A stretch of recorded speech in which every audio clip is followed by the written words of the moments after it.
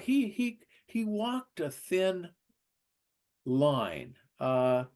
He was the student of a prophet. I mean, you can call Francis a mystic, but he was also a prophet. He was a very well-behaved prophet in many ways, but he was a thorn in the flesh of the church because he was so different, and yet he was one of the most respectful children of the church.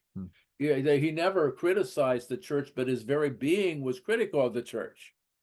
You can't throw away all your riches, and the Pope in silk doesn't notice it, or the bishop in silk. And that's no critique of the popes or the bishops, but there was a difference.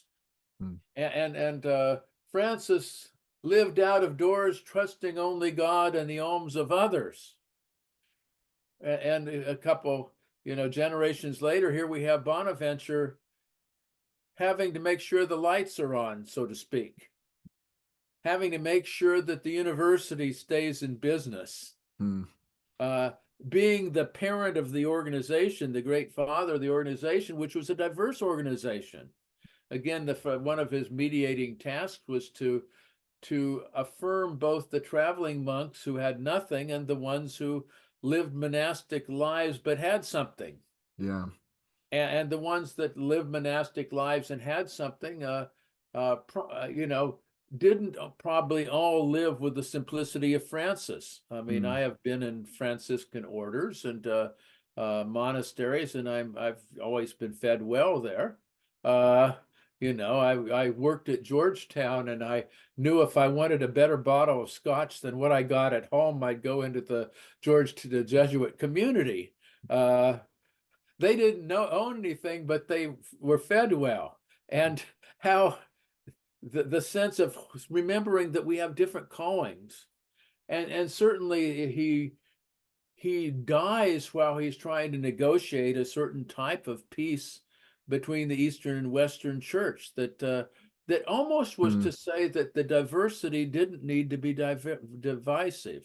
And again, you have from both Thomas of Solano and Bonaventure, say that Francis begins his sermon with "Peace be with you," and that was kind of the code word of the Franciscans as they were walking down the road. I mean, even though it's probably clear that Francis did not write the prayer of Saint Francis, and I felt bad in disabusing someone of that notion accidentally in a study group I was leading, but I quickly recovered because I'm a pastor as well as an academic, that this is the spirit of Francis. Lord, make me an instrument of peace. I invoke that every morning in my morning prayer, and pray that my grandchildren, and growing up in an anxious time, experience peace. That they experience peace, and I think it's A.J. Muste who says there's no way to peace, but that peace is the way, and we have to garner this peace as the Jewish mystics would say, one person, and I think they're too generous, one moment at a time. Bring peace to this moment. Let go for a moment of how you think things should be. As an administrator, and again, actually, for Bonaventure wrote one of the first books of management.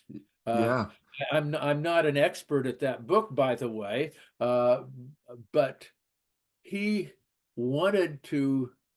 Maybe it was his version of the rule of Saint Benedict or something, but he wanted to use the Franciscan vision to also be a management style.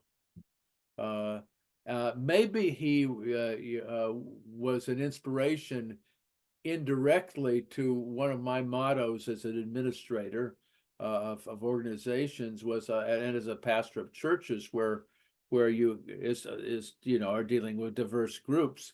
I have a vision, but not an agenda.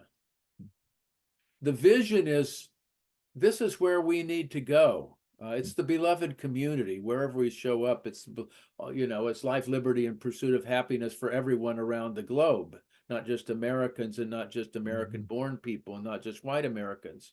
Uh, that's my vision. How I get there in that apparently very left-wing vision, although it in fact is the gospel,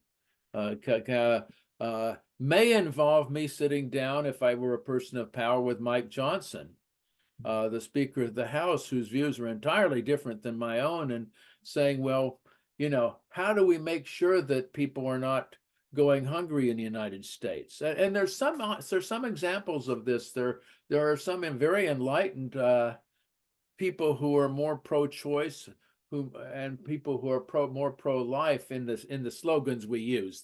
Neither one is quite accurate, but in the slogans we use, who actually meet together. How do we have a country where there is both the rights that women should and ought to have of self-determination? There is also the male responsibility when any woman becomes pregnant, uh, and also the sense that the fetus is part of this story too. I mean, sadly, something that is very good, women need to have equality. It's absolutely a need to have reproductive freedom. Uh, and fetuses need the ability to grow forth in this context without making it a political slogan. And it really requires, meeting with a sultan. It really requires hugging the person with leprosy. It really requires sitting down and saying that, back to the fountain again, the fountain is flowing and it's bigger than us. Yeah. And the fountain really does invite us to be curious Yes, and to be empathetic toward the person who's perhaps most different than us.